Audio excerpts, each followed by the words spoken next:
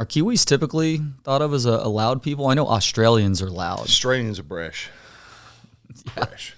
Yeah. New Zealand, Kiwis are a little bit more reserved typically? A little more reserved. Depends, though. I mean, there's different parts of the country that are kind of a little more outward going. Were you a North Island or South Island North guy? Island, yeah. Okay. So we call the Aucklanders the Queen Street Yanks. A little more bravado. So is there a North-South Island rivalry, and then there's just an overall rivalry with Australia too? Provincial rivalries. Okay. Australia for sure, whatever they're doing. So, how much has your life changed in the last several weeks since winning that national championship? Well, there's a lot of congratulations, which is kind of nice. It's very humbling, actually, to tell you the truth. And the amount of people that say, I watched it, it's just incredible to see the following and the support. I mean, I got a lot of texts and emails and messages. Messenger's been great. I mean, that's the other thing is like I can remember growing up and having to send a letter to my parents because you couldn't afford the phone call. And the phone call was always, you talk and you hear yourself talk. The separation and the time there was crazy. So that's changed a lot. And now it's like instant messenger and FaceTime and WhatsApp, and it's instantaneous. So it's kind of crazy. But, that's what the biggest changes I've seen is technology. I don't know if you've felt this as much, but I would imagine that with this level of success comes a sort of inspiration, or people telling you that they're inspired to get more into softball or to support the program in one way or another. Have you sensed any of that? Because I have a 10-year-old daughter at home who is very athletic. She plays a lot of volleyball, some basketball, soccer. She's a swimmer. She's never really had interest in softball, though, but we watched that championship series, and all of a sudden she wants to be a softball player now. So thank you, I should say, for getting us a fourth sport in the Elling household. Well, now you got to pay for lessons. Yeah, exactly. We already bought a softball, and we go out to a backstop, and she just practices pitching. That's pretty cool. Yeah. No, for sure. I mean, there's a lot of people say they've been inspiration from the team, and there's a lot of heroes out there. I mean, obviously Mia Scott and playing through an ACL injury, which is kind of crazy because her knee was bothering her a couple of years ago, and so we had an MRI to check to see what it was about, and it showed no ACL. So we don't know when she actually did it or what it was, but it's unreal that she was able to play like that. Yeah, she just didn't want the surgery. She didn't want to lose any years of playing, and obviously, we're willing to take care of that. When she's done for sure. But now she's going to play pro, which is great. I mean, a lot of people have been reaching out, Mia, you need to keep playing. And so it's just great to see a kid like that. It kind of flew under the radar just a little bit. She's still I think 3-time All-American or 2-time All-American. Just her abilities and what she showed on the field, and she came like a hero, which is pretty cool. And then you've got Reese Atwood and Tegan Cavan, the big ones, so those have been inspiration for a lot of pitchers and hitters. And I go back to my career as a young player in New Zealand. We didn't play any baseball, and we had the World Championships down there, and a guy called Ty Stofflet and Kevin Herlihy, two legends. One was an American left-hand pitcher, was on Sports Illustrated, as a great pitcher, and I just watched them throw, and they hooked up for 19 innings. Some people would say that's really boring, because it was like a 1-0 game, and I think New Zealand had one base runner. It was a hit by pitch. We weren't very good back then. But just watching that game inspired me to want to be able to do those kind of things with softball. Well, you yourself became a very dominant pitcher in men's fast-pitch softball, too. I have to admit, as a child of the 80s and a teenager of the 90s, I have very little recollection of the apparent popularity of men's fast-pitch softball back then. Yeah, it was a real blue-collar sport, so a lot of industrial teams like ADM Decatur had a really good team. Several of them out there, Aurora All Steel. So they were named after companies that wanted to promote and pitch, or have teams that were kind of national contenders. Bloomington Hearts was after the insurance company out there, State Farm, a little bit. So there was different types of companies that would sponsor these things and put their teams in. And in the 60s, 70s, it was really big because small towns had these teams, and they always had pitching. And then what happened was the pitching started to die or go away. If you didn't have a pitcher, you weren't going to be successful. So that's where, like New Zealand's, we export a lot of lamb and sheep and pitchers. So, so we had a really good a number of pitchers, men's fast pitch pitchers, that came over to the United States starting in the late 70s, like 76 and onwards. I came over in 1980 and played for a team called Saginaw Bolters. And that team was a locker company. They built lockers for high schools and stuff, and he wanted to put money into it. And so they paid for me to come over and play. So that's kind of how it started. And then eventually, now everything goes in cycles. So now it's Argentina that's getting all the pitching prowess. What is that about? Exactly. I mean, I went down there in '95 with the U.S. national team and the Pan American Games, and they were very good. But what they did was they started to learn and copy and teach and build. And they've become now a world force. I think they won the world championships a number of years back. So they went from being way down low and coming up to the top. It took a while, but through coaching and investment, they got it done. Must be something in the chimichurri. Now, you didn't start as a softball player, though. You started out as a soccer player. So at what point, was there a seminal moment or an epiphanous time or moment that kind of let you know that you might have a future as a fast-pitch softball player? Yeah, I actually, I love playing all sports. I mean, I think I went for school for sport. It didn't matter what it was. It was volleyball, it was badminton, it was tennis, it was field hockey, and whatever it was. If it was a sport, I was playing it. And which is a healthy attitude in modern times too. As much as things have become specialized, and in a sense they do have to at a certain point. As a kid, you just want to be able to play, right? Yeah, I think in playing different sports, you get to figure out the nuances of things, and it's not just black and white. Have a good swing or have a good throw. It's like be in the right place at the right time and foreseeing things before they happen. I think those types of things help. I think basketball is a great game for that. You've got to be in the right places, and there's structure to it. Like, I didn't understand the nuances of American football. I thought it was just big guys beating each other, and there's certain plays and places to be, and you're seeing things happen before they happen. So that was interesting to me to kind of figure that out. I knew the nuances of rugby and how that was played, because that's a huge sport, but growing up, I loved soccer a lot, and I played that in the winter and played softball in the summer, and I loved the changes. And I ended up being pretty good. I started to learn how to play the game a lot better from playing from a really good team. My high school was called Rongotai College, and we call it, it was a great school. It's very good for sporting events and good known for soccer.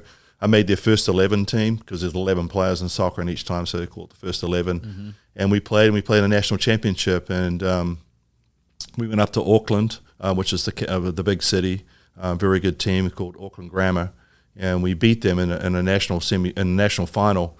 And the New Zealand soccer coach was there, John Adshead, and he watched us play, and he identified two of us, so myself and Billy Harris, as being players that could go on, and so we got selected for a New Zealand B team, and it was supposed to tour New Caledonia and Fiji, and there was a coup at that time, and so I trained my tail off for several months to get ready for this. What position were you? Right back. Okay. So I was a defender, and so I trained my tail off to get ready for this, and then all of a sudden it was canceled, and so then I was really disappointed. I was heartbroken because that was my sport. I loved it, even more so than softball. I wasn't quite as good at softball at that time, but I got a call from the United States. New Zealand at that time had this process where if you wanted to make the national team, you had to play in New Zealand. So the guy that was going to come over, Kevin Hurley, the guy I mentioned before, he couldn't make it because he was going to try out for the New Zealand team. So they were looking for a pitcher, and they said, well, there's this young guy over there called Michael White who might be able to come over. And so I got that phone call. So you hadn't even really made a name for yourself as a softball player, but it was a bit of a kismet moment then for you, I guess. It was just the start of my career, and I was just starting to break through, and people saw the promise. I mean, more so than myself, but so people were impressed with what I was doing as a 17-year-old, and so I ended up going over to the U.S. as an 18-year-old, going from New Zealand to Saginaw in the middle of nowhere, USA. And, Saginaw, Michigan? Saginaw, Michigan. Wow. Yeah. And that was the first time I saw snow, actually. So it actually snowed in April. We used to go over in April. But long trip, stayed with the family. And the Gillises, Doug Gillis, who's also a major player now in the coaching ranks, coached at Missouri for a number of years and is now independent. But so I stayed with their family, and that was kind of pretty cool for an 18-year-old to go over and be taken into a family and learned the customs, and everything was different. I mean, for me, in New Zealand we have 5 cents, 10 cents, 20 cents, and 50 cents. And you think about starting to make change, going to quarters and dimes and nickels. It's a lot different. So just little things like that, and just so I love the American lifestyle. I thought that was going to be the only trip I'd ever make to US. I didn't see a future in it. So I went back to New Zealand and started a career as a manager for New Zealand Couriers, which is like a FedEx or a UPS, and did that for a year or so, and played soccer in the off season. But I realized that at that point, soccer wasn't going to be my thing.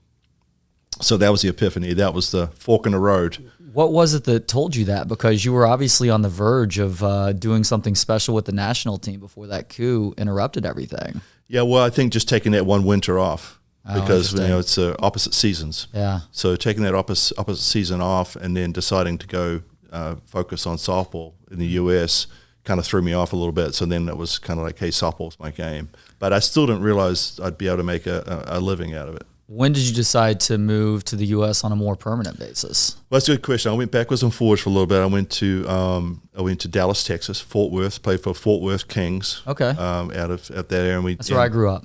Did you really? Yeah, okay. Yeah. And we had a really good team, a national contender, but we didn't do that well. We had like 4 New Zealanders on that team, so I mean, the guy had to be crazy to put 4 New Zealanders together in one apartment, one apartment complex, because there was there was crazy stuff.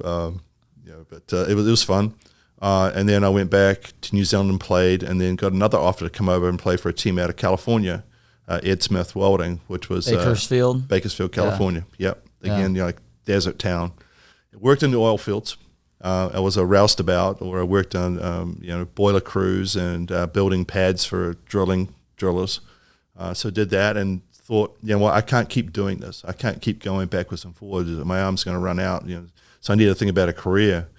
And so I put it out there that I wanted to stay over, and I stayed over on my own, and got a call in December from a team out of Iowa, Biggertone. Biggertone, again, was Farmer Ag Products, another kind of name sponsor. So my deal was I wanted to be put through school and get paid my apartment and everything paid for, and my vehicle, and looked after a little bit of spending money. And they agreed to that. So I went out there and looked at some schools. I looked at Iowa, in Iowa City, and I figured, that was too big for me coming back as a non-traditional student. So I wanted to start a little lower level to see if I could do it.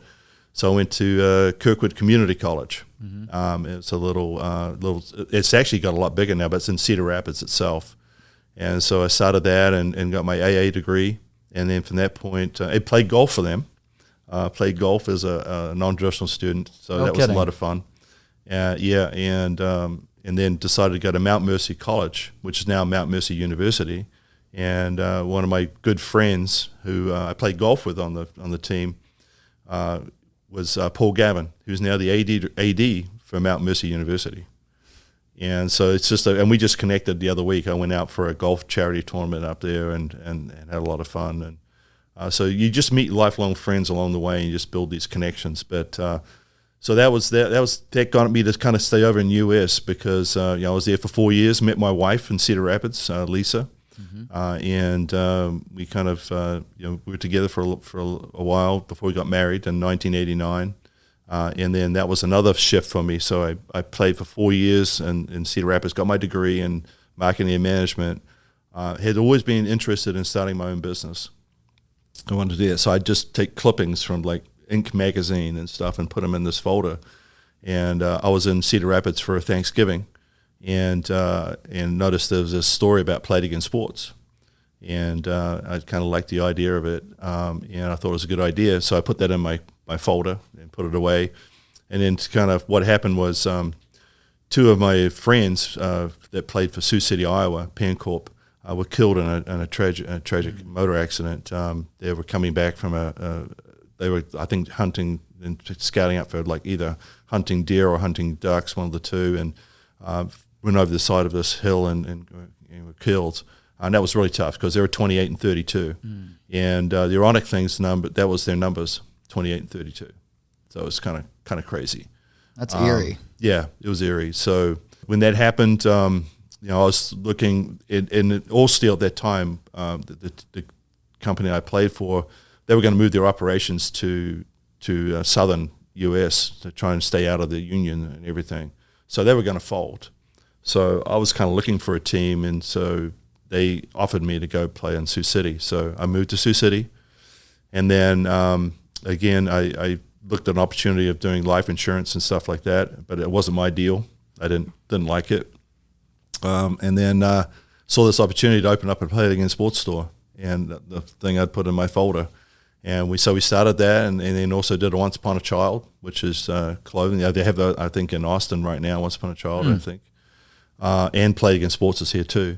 So it's still a franchise that was going, but I did that for like 10 years, and finally got to the stage where I didn't think there was going to be much of a future in that. I thought with retail sales and everything else, it was going to be more competitive. So I got offered to go to Hawaii with the U.S. national team for the Olympics. They were going over. Ralph Weekley was taking that team over. And so he said, hey, why don't you come on this trip and throw batting practice to her? Because I was still pitching men's fast pitch at that time. And they thought, well, if we see this pitching, it will help us. How old were you? Then it would have been late 20s, early 30s? Yeah, early 30s. Okay. Yeah. Interesting. Before we get to Hawaii, because that's obviously another one of those pivotal moments for you, did you enjoy running businesses, having that entrepreneurial spirit, even though you saw the writing on the wall with how much more competitive it was going to become? Yeah, so I'm a fix it kind of guy. Mm-hmm. You know, I'm really pretty handy, and I like that part of it because you get used equipment. And I'd build golf clubs. I would sharpen skates. I would fix gloves. I would do anything like that. So it kind of fit the profile that I liked, and I liked it, but. It was tough. I mean, retail, you have employees. It's really tough there as well. So it's like a 24/7. I mean, as much as coaching is, that was also pretty tough as well. So it was dragging on us a little bit, and it was a lot of stress. Because as you know, in retail sales, a lot of times you make your money after Thanksgiving. You make or break, and people don't realize that most of the time it's like breaking even for most of the year, but then the Christmas rush, it really helps out. But the various sports seasons, the pre-seasons probably help give a boost in certain sectors of sales. Yeah, absolutely. It was baseball season, golf season, and then hockey season. Hockey, I mean, those people they spend. Yeah.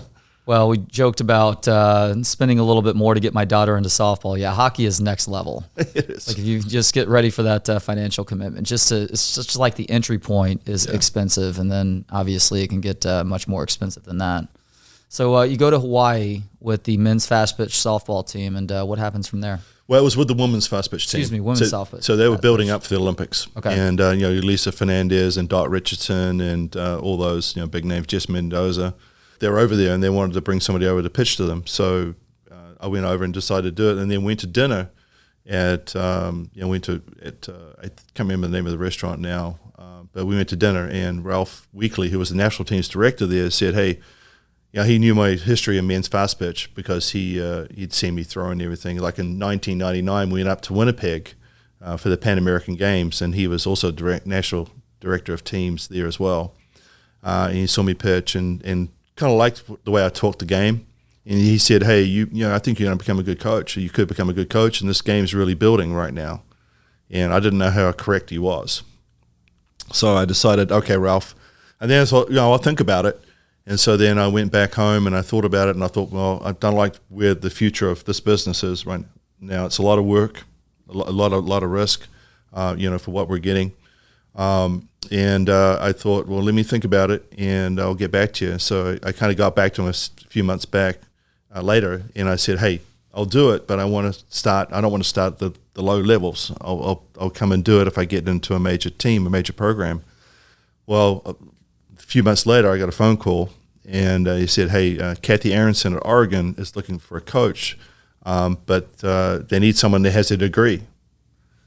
Well, thankfully, I went back and got my degree, so I was able to kind of slot into that. I traveled out to Oregon, looked at it, and I loved the atmosphere and the climate and everything. It's very much like New Zealand. It's on the same parallel as New Zealand. I did not realize that. Yeah, north Cascade south. Mountains. I lived in the Ashland, Grants, Rogue Valley area for a little bit. Pretty. So beautiful, underrated part of the country in terms of the beauty. Oh yeah. I mean, the band area is it's pretty cool. Absolutely. So I liked it. I liked the way it felt, and I thought it felt like a lot in New Zealand, like New Zealand. And so I told my wife, I said, "Hey, would you be behind me on this?" And thankfully, my wife was a nurse, so she was able to travel and get jobs just about anywhere. So we decided to move out there and take this, and it was a pay cut. When I started out, it was $28,000, for that job, and it was like a lifestyle. And I wasn't. My daughters then were like 6, 8, and 10. Okay. Around that age, I'm guessing on the numbers here, so don't hold me to it. But about 6, 8, and 10, and so that's a pivotal time where you want to kind of be around them a lot. And 2 years of coaching, I just wasn't getting the time to spend with them, so I decided to leave the team. And that was a heartbreaking moment because I was, you get close to the players, more so as an assistant coach than a head coach. Mm-hmm. Head coach is a little more distance, but as an assistant coach, you get really kind of close to them. You're with them a lot closer. You feel, you're into everything. You're doing everything. When I say that, I mean you're at weight trainings, you're at every single part of the training. You're throwing batting practice, everything. So more detailed instruction, whereas the coach is having to kind of oversee everything at once. Yep, definitely. And so I decided to leave, but I kind of broke their hearts a little bit, and kind of broke my own heart a little bit because just seeing their reaction and everything. So I told my wife, I want to go back and I want to volunteer coach. Just not the commitment of traveling, but just be with the team during the week and help them. And so my wife said I'm crazy. So you're going to do this for free? I said, yeah. But that speaks to the passion, though. I mean, I coach my daughter's volleyball team now and my kids' basketball teams, and it's far more fulfilling than I ever would have imagined when I started doing it. And so I'm still doing it for free, but I clearly love it enough that I'm willing to volunteer a couple hours each week to try and help these kids get better at sports and hopefully instill some of those same qualities with how they live their lives too. Exactly. I mean, there's a lot of fulfilling seeing these kids get better. And so I did that, and I went back and I coached my oldest daughter's team, Nairi. I was an assistant coach for them for the Thunder and helped them out a little bit, and then helped their high school team. So I coached the high school, and then I started my middle daughter. She's not so sports orientated as far as sports goes. She had once said, "Sign me out of soccer," So, honey, we don't sign you out; we sign you in. She didn't matter to her. She said, "Sign me out." So she said, "Sign me out," but she was a horse rider. She was a reiner, and so we had horses. They got talked into buying a horse and a trailer. They said it was a good investment. That's not right. Wait, is buying a horse like buying the boat? The two best days of the ownership life is the day you buy and the day you sell. Exactly. Wow. And never buy anything that eats when you sleep. So. But so it was pretty cool though, man. That was her passion, her love, and she was into it. And she'd go out and she'd mark the stalls, and it's a real love passion because every single day you got to do that. And she did that for a number of years and stuck with it. And when she graduated high school, she was thinking about going to a college that had horse reining, but it didn't work out that way. She decided to go to the University of Oregon, get a degree, and she just recently got her MBA from the University of Texas, and is now looking for a job. So if anybody's out there looking for a really smart kid that's passionate and is a hard worker, she needs one.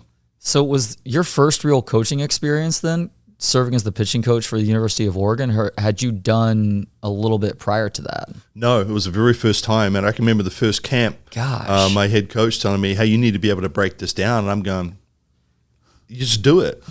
Yeah. I didn't even know how to break it down, and so that was a real.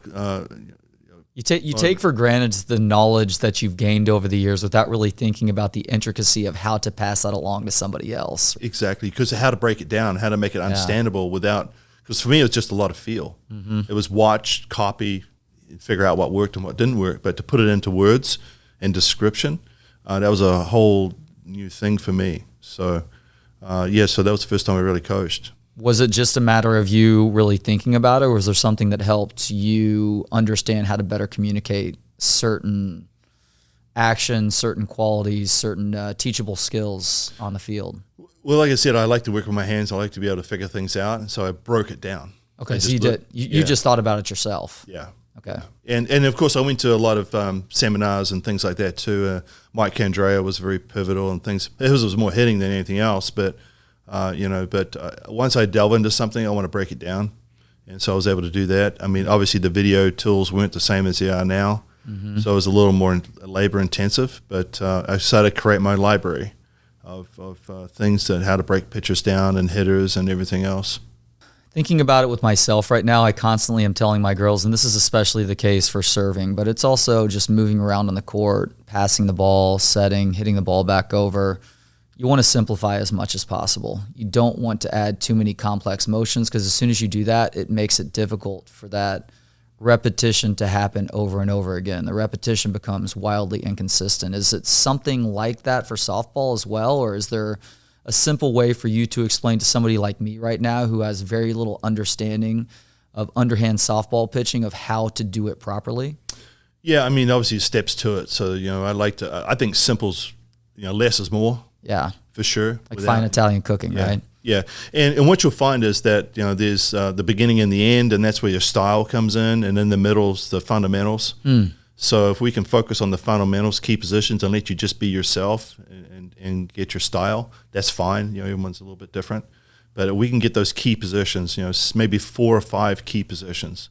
I used to step through it when I was teaching, and I haven't got to this part. My youngest daughter, I coached her 10U team, and that there is the toughest job we ever have.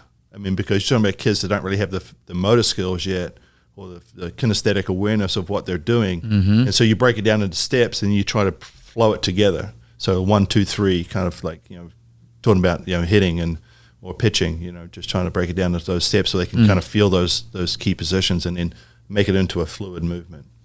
Interesting. So you go back and volunteer at Oregon. You get your wife's blessing to do that.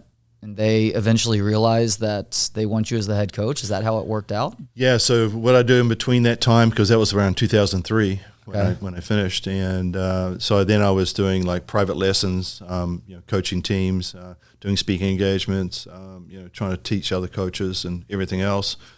And then in 2009, I decided to get back into it, and I applied for several jobs and things. It's weird how everything happens for a reason. So I applied I got a hold of Kirk Walker at that time he was at Oregon State University, and he said, well, we have a coach that's going for a head coaching job, and if she gets it, would you be interested? And I said, I want to kind of get back into it, because my kids were older then. And I said, yeah, I'd be interested in doing that. And so it didn't happen. So, okay, all right, it's fine. So then a position came open at the University of Arizona with Mike Candrea, and I thought that'd be a great move down to Arizona, and start that. I didn't get that job either. Teresa Wilson got that job, and so I was like, okay.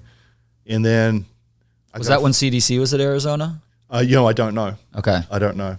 I can't remember that. I didn't know back then. But and then I got a phone call from Oregon, and they said, hey, we've let our coach go, and would you be interested in applying for the job? And I said, yeah, I would. And so I applied for the job, and I must have made some good impressions when I was there, because they ended up hiring me. And we took a team that was, I think, 16 and 32 or something like that, and we went to a super regional that first year.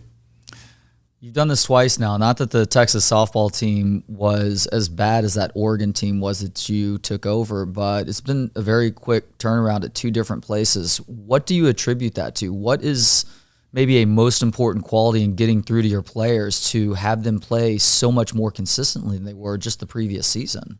Well, some of it is, you've got to have good tools. You got to have good players. And I was fortunate that Kathy's, her best class was coming in the year she got let go, which was, Jess Moore, Kaylin Howard, and Allie Berger, and Sam Pappas were 4 key players for us. And so we were to kind of put them into the lineup, become a lot more successful straight away.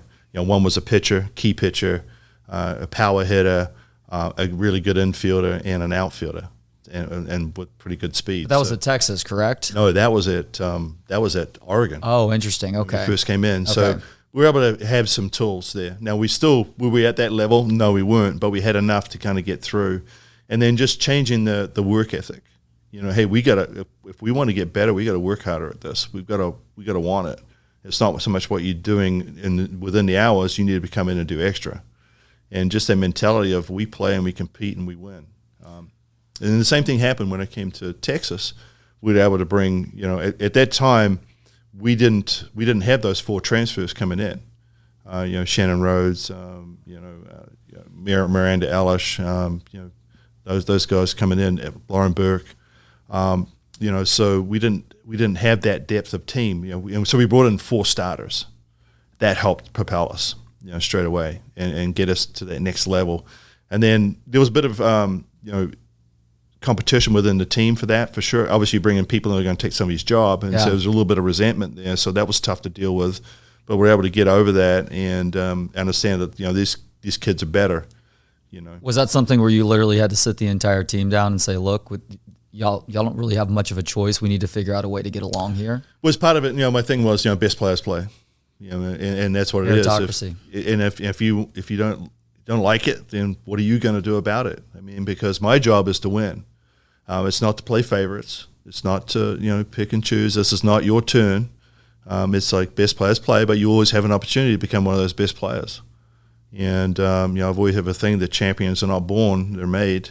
In my belief, So I think that within whatever. But what you want to make sure you do is get the most out of your natural talent. Obviously, some players can get higher than others just because of natural talent. But if there's a will, there's a way. In my belief.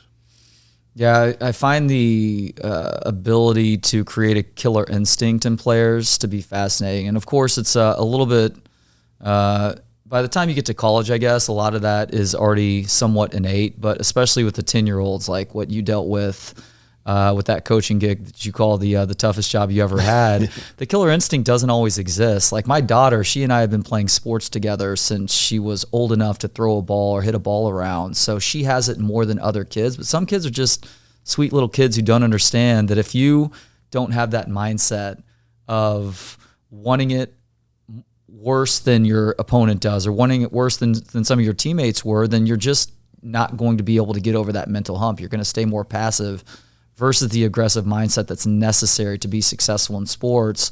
But in thinking about what you just said about creating a sort of meritocracy and bringing better players in, because it becomes a sink or swim situation of the players that are currently there. Are you going to work harder to get better, to be able to match their skills, to maybe overtake them as starters or to stand next to them, having earned that starting spot?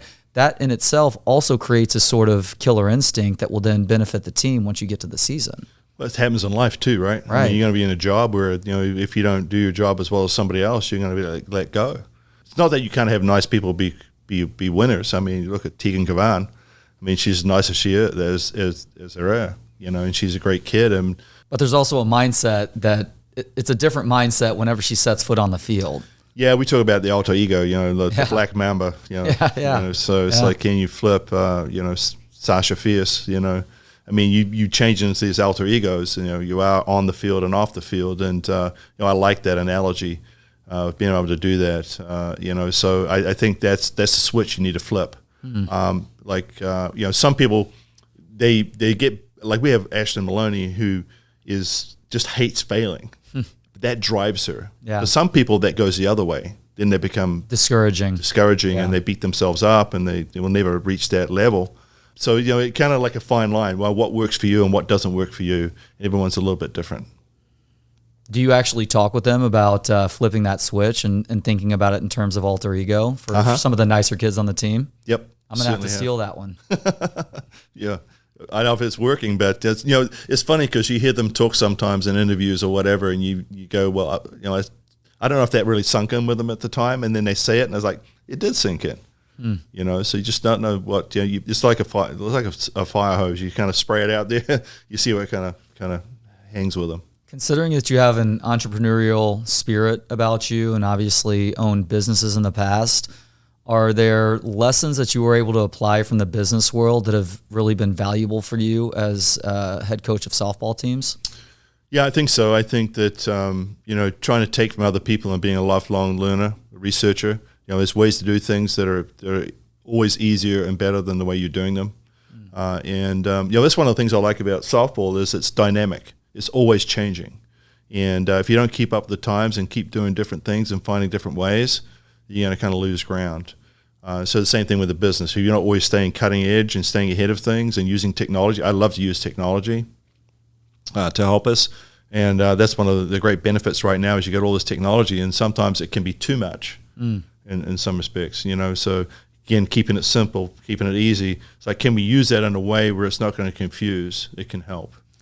Well, it's like the whole sabermetrics, advanced stats movement. That can be beneficial, but it can also become overwhelming too, and it becomes the old Mark Twain quote, there's three types of lies, damned lies, and statistics. You can bog yourself down with numbers enough that it distracts from what that ultimate goal is, and in some ways derail you too. Well, yeah, I mean, statistics are going to help you with the self mind, what you're saying to yourself. And I have another quote that I actually stole from an Australian guy that I'd heard. And it's probably comes from somebody else, but it's what you say to yourself when you're by yourself that matters the most. Oh, wow. And so that was like one of my key sayings, and you can ask the team. I say it all the time, and because I believe it. Say that again, please. It's what you say to yourself when you're by yourself that matters the most. And it's that self-talk that, because we have, 6,000 plus thoughts flowing through us each and every day. And it's like, what are we going to feed? Which wolf are we feeding? That negative or the positive? Because great players still have negative thoughts. I mean, I've been out there, I've been a good pitcher. I've had negative thoughts, but what can I concentrate on? I typically go back to the here and now, the present. What can I control now? I mean, these are all sayings. They don't mean much, and you can put them into practice. What is it that you say to yourself when you're by yourself the most right now? Believe in yourself, confidence, and like everything happens for a reason. Don't be afraid to take risks. I talked to the team about that too. There's risk and rewards in life. You're going to stick your money under a mattress. It may be safe unless someone finds it, but you're not going to make anything out of it. And it's the same thing. If you don't take a risk, like if you're at bat and you don't take an opportunity to maybe think about an off speed or an outside pitch in a certain location, you're going to be reacting instead of being proactive. I mean, those are just small examples of that. If you're not thinking as a pitcher, I may need to take a risk here and challenge this hitter at this time, you're going to be afraid to throw a strike, and then you're going to end up walking him or that time you have to come into the zone. So, it's just a mindset, a way of thinking. Yeah, I'm a big fan of that mindset. Risks are hugely important, but risks do imply the possibility of failure. And so people who are ultra conservative, they avoid failure, but they limit themselves in terms of their own personal growth. But because risk does require a level of failure to learn lessons to maybe avoid making those same mistakes over and over again, for you as somebody who leans into risk at times, is there a moment in your coaching career or otherwise that you took the risk, it led to a sort of failure? And if so, what was the lesson that you were able to take with you going forward? Well, what's the word failure mean? Is it failure?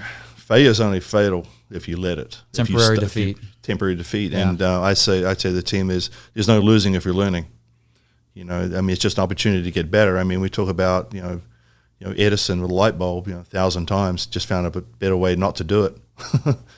So I think the same lessons can be had. I mean, there's times where we try something like move a player in the lineup, it doesn't work out, or you throw a pitcher at a certain time, it doesn't work out. Well, what did I learn from that? I learned that maybe she's not good in this situation at this time, or against this type of pitcher, or whatever it may be. And it's like, I talk about the team being, not being so much emotional, but being analytical in what we do, and understand this cause and effect. It's very hard in sports because emotions can override, but if you can maintain a sort of stoicism and not completely ignore your emotions altogether, but not let them affect that next thing, then you will do yourself an enormous favor in ultimately getting ahead. Well, I think emotionals are powerful, very powerful. Like love is a powerful force. And I think that's one of the things our team did this year. They loved each other. And so they used that. And so when Tegan Kavan went through with her grandmother passing away, the team was able to bond behind her or form behind her to use that emotional love. So you mentioned softball is a sport that is constantly changing. That is certainly the case in college softball right now in the NIL era, the transfer portal. How much of a challenge do you consider that as somebody who is the head coach of the current national champs in college softball, but you just went up against a team that paid a lot of money for a pitcher that helped them get right to the doorstep of winning a championship themselves? It's ironic for me as a Longhorn fan to listen to people saying that they were rooting for the Longhorns because they were anti somebody money whipping an individual player, because I know Texas has the advantage of having resources. So I got a little bit of personal amusement out of that, while also understanding that there is that line that you have to be careful about with regards to paying too much to any one player. I understand that Colleges can make that decision if they want to, if they think a player is that important. But for you as somebody who's having to maneuver in that, along with everything else that we've already talked about up to this point, what is your plan for dealing with these things going forward? Well, there's always intended and unintended consequences.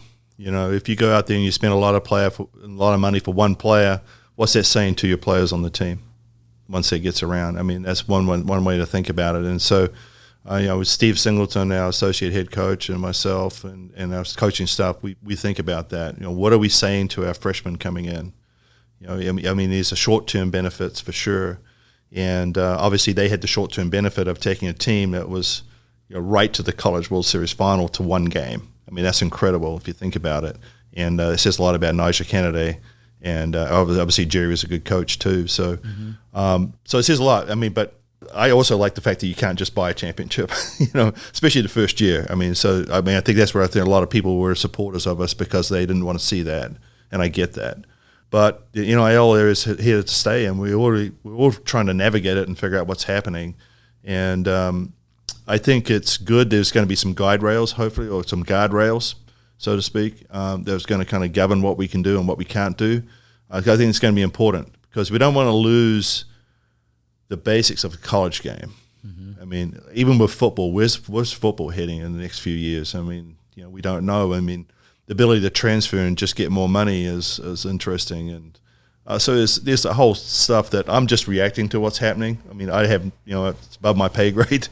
So I don't have much in the say of it, but I would like to see us, because let's step back a little bit. Back when it was 12 scholarships, I knew you had 12, I had 12. There may be some academic money in there or whatever, but basically we're on the same playing field. Mm-hmm. Now with the way it was last year or 2 years ago, it was just pay for play, basically. And so you're able to go out, and I don't know what you have. I don't know what your number is. I hear what your number is, but I don't know what it is. So we're really not, are we competing on the same level field? And that's the nice thing is that, are we ever competing on the same level field though either? I mean, there's advantages of being at Texas and not being at Texas. So it's always there. I get that, but it's that way on down through sports too. By the way, I mean my 10U team. There's kids that are much bigger and much smaller than my kids who are the exact same age. It's never completely fair, but there are certain safeguards that you want to put in place to keep things from getting wildly out of hand. Like ages. Right. Yeah. Yeah. Exactly. Yeah. That's a simple one. Yeah. So it's one of those deals where you're just gonna have to deal with whatever comes out of it, and we'll abide by that. I'm just waiting to see what happens. With this whole thing, and we don't know with Deloitte how that's going to work. You get out there and you say, is my player worth $10,000 for doing a certain thing, and they're going to tell us whether that's, market wise. Well, I feel like one area where Texas is really going to benefit from that is because they've had people on the back end who have been thinking about things getting to this moment from the get-go, and they've been very smart about how they're setting up a lot of these NIL deals to where Deloitte, according to reports, a large percentage of those NIL deals up to this point would probably not be given the okay. I feel like it's a higher or a better percentage at Texas because they have been mindful of what will eventually fly versus what won't, and what has been a wild, wild west over the last 3 years. Yeah. I mean, that's what we're going to find out. Is having a larger social media following going to help you navigate better deals? It should, because your market worth is there. So how's this all going to play in? So we don't know, but we're just trying to get everybody a little bit of NIL on our program. Obviously some are going to make more than others, and that's, if you're the national championship MVP, like Tegan Gavan, you should be able to govern more money than maybe our freshman pitcher. So we'll have to see where it all kind of washes out. What do you love about coaching? Seeing people get better. I mean, I think that's it. It's like that time where they something you've been working on comes to fruition. And seeing that joy in the player's face. So it's all about seeing the joy in the player. And then obviously, later in life is seeing them go on to things in life, like become coaches. Like Mac Morgan just got the pitching job at SFA, which is pretty cool. First year out, so that's pretty cool as a coach, seeing your coaches go on and become better coaches, building that tree. That's pretty cool. Is your answer for what you love about fatherhood very similar? Without a doubt. I mean, obviously, 3 daughters that, I was the first one to graduate in my family from college. Oh. And just go on and have your 3 daughters all graduate from college, one from Stanford, one with an MBA from Oregon, and the other one with, from Texas, and another one with a degree from Oregon, all 3 of them. And hopefully that's going to be the start for the rest of the family. Do you see a solution to the championship being held in Oklahoma City every year? I know that the contract has it going there till 2035. Are you seeing anything in motion behind the scenes to maybe create another facility that can contain 15,000 plus people who would want to come watch a softball championship like that? Well, that's going to be a major investment in a market that's been untested. One of the nice things that you saw at the College World Series this year, without Oklahoma in it, they're still able to pack it out. Yeah. And that was a question everybody had. Well, what is going to happen if Oklahoma's not in it, in that final? They're obviously at the College World Series, but if they're not in the Final 4 or Final 2, is it still going to sell out? And it did. So this says a lot about the game and about where it's at right now. So that was pretty cool to see. But who's going to make that 30, 40, $50 million investment to build a stadium holding 15,000 people, and can you get the support to fill that? That's the other part of it. You can put it wherever you want, but you're going to get the support, to fill it. So I don't know. I mean, probably it's going to be after my time coaching. So we have to wait and see. And I think I got misinterpreted on what I said. Is it an advantage? Of course it's an advantage. Yeah. Absolutely. And they know it. Yeah. And it was pretty cool. We played at Oklahoma this year, and they had 4,500 plus fans in their stadium. I mean, they're rabid about it. Which is cool. I love that. Yeah. I mean, you're using it to your advantage. Why not? So we'll see what happens. Oklahoma fans still have very hard feelings about you. That's okay. But they also look at you as a legitimate threat to what has been a dynasty up to this point too. Possibly. I feel like that's a part of it. It is part of it. Double birds probably help too. Yeah. Well, again, I misinterpreted on an action I did a few years ago that they thought I was doing it to Oklahoma fans, and that's not the case. So they can build it into whatever they want and take it wherever they want and fuel the fire that way, if they want, so to speak. Well, it's the whole Michael Jordan mindset of fabricating things in your head in order to motivate yourself to be your best. It's about what we were talking about before, what motivates the individual. Yeah, the only fine line is you get to the point where it becomes personal. Yeah. And it's like, this is not about that. And certainly don't take it on the young women that are playing the game. Right. I mean, that's where it goes overboard to me. And it's like, hey, be rabid for your team, cheer for your team, but going the other way. And the same with Texas fans too. And we're not, we have some Texas fans that get a little over the top sometimes. It's the definition. It's in the definition of fanatic. Yeah, for sure. So it is what it is. But just remember that do what you want, but keep it away from the players. Mm-hmm. You're a young woman; they're still trying to figure things out a lot of times, and But I think the game's in a really good place right now. I think it's so cool. We talk about leaving the jersey in a better place and being respectful for the game and building the brand. Every opportunity you get is be ambassadors for it. What have you learned about leadership from Chris Del Conte? Wow, I mean, don't be afraid to ask for a sale. He's a great people person. He's amazing. He tells stories like no other. He forgets a lot of his stories sometimes, but he's a man of his word. Well, not just that, but he's a guy that makes himself accessible. And I assume that you do that with your team. Anytime somebody needs to come talk with you about something, I mean, he does that with literally every Longhorn fan who wants to come up and talk with him at Bevo Boulevard or elsewhere.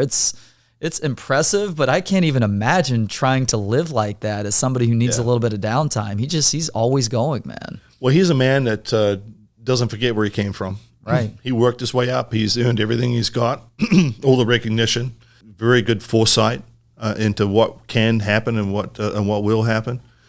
He's building a program, not just one thing. He's very proud of that, I think. In the Directors Cup, I think that was, down to nip and tuck with this year, and I think he was sweating through that a little bit because it does mean a lot to him, and it means a lot to us as an athletic department. Mm-hmm. We take a lot of pride in being the best athletic department, not just one sport, and you can see that with us communication, like Sarkisian reaches out all the time, whether it's good or bad, and the same with all the coaches do the same thing. We're all supporting each other. Oh, is that right? Yeah. What was the last conversation you had with Sark? I was at the head coach's, retreat, and he was kind of asking me, a little bit about, playing in adversity, because obviously they're going to play Georgia this year, in a tough environment, and how do you handle it? And obviously we didn't handle it very well at Oklahoma. But, Did you tell him not to flip double birds at anybody? Well, yeah, absolutely. Well, I think he knows that, but obviously us getting swept 3 games at Oklahoma. What did you tell him there? That is a good question from him. I think the game doesn't know. The game doesn't know that you're in this environment. It's going to reward the team that's the best. And I play the game as I think champions are great at reframing. And so when I was playing when I play in a hostile environment, I said they're cheering for me. You just flip, because all you hear is, you don't hear the comments, you just hear noise. And so you go, yeah, just noise. All right, so 2 questions remain. Get to the food question last, because this is an official Austin Supper Club episode. Before that, though, I am curious, how did that 10U team do in your toughest year of coaching? We won the state championship. Is that right? Yeah, so we took a team where, I remember one of our players, and this is Lauren Burke. People don't understand Lauren Burke, who played for us. Yeah, she transferred over from Oregon. Yeah, right? we didn't have enough players on our 10U team, so she was 7, and she played for us, and we were hitting, her dad would help me coach, John Burke, and he was hitting fly balls to her, and she lost it and then knocked her tooth out. And so my daughter, Sydney, found her tooth, they put it in milk, took it back in, and we put it back in. And so then you fast forward, and she ends up playing at Oregon and being in Texas and being a major player and a really good ball player. So it's just kind of crazy. But so you see kids like that, and my daughter went on. She was pretty good, but she didn't have the passion or desire to do it. And we said it's fine. And so she didn't play after high school, but she was a pretty good player at that young age. Find your passions. Find your passion.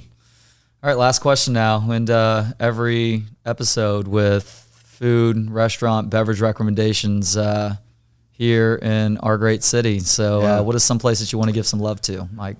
Well, Lauro is pretty good. I mean, I love that place. I think it's pretty good. It's just the atmosphere, the ability to go outside and just, eat some different food. It's got a little kick to it. I like spice. Yeah. My wife doesn't, but I do. I like spice. Tabasco's in my closets for sure, in my pantry. I think Bob's Steakhouse is really good. One of the better steak places that I've had in town here, and there's just so many numerous ones. Juliet's for Italian. That's really cool. Are there any good New Zealand restaurants in Austin? Zed's Ice Cream. Is that right? Zed's Ice Cream. Yeah. What is New Zealand ice cream? It's more. It's like you have the base and then you add fruit to it and stuff like that. But dairy products in New Zealand are really good. Like the pastries and everything else. Grass-fed animals, true butter. Yeah. Well, Mike, thank you so much for being so gracious with your time today and having this conversation, telling us a little bit about your past, your coaching philosophies, and thank you for instilling a sense of pride in Longhorn fans across the world for this softball team, which was able to get over that Oklahoma hump and that championship series hump to win the very first national championship. It's crazy, Trey. We talked a little bit about Oklahoma fans, but the Texas fans and us trying to get the top 8 is so instrumental in our ability to be successful, because we know those fans are going to be behind us. There's never a dull moment with Texas softball. Definitely not. Thank you, Mike. You bet, Trey.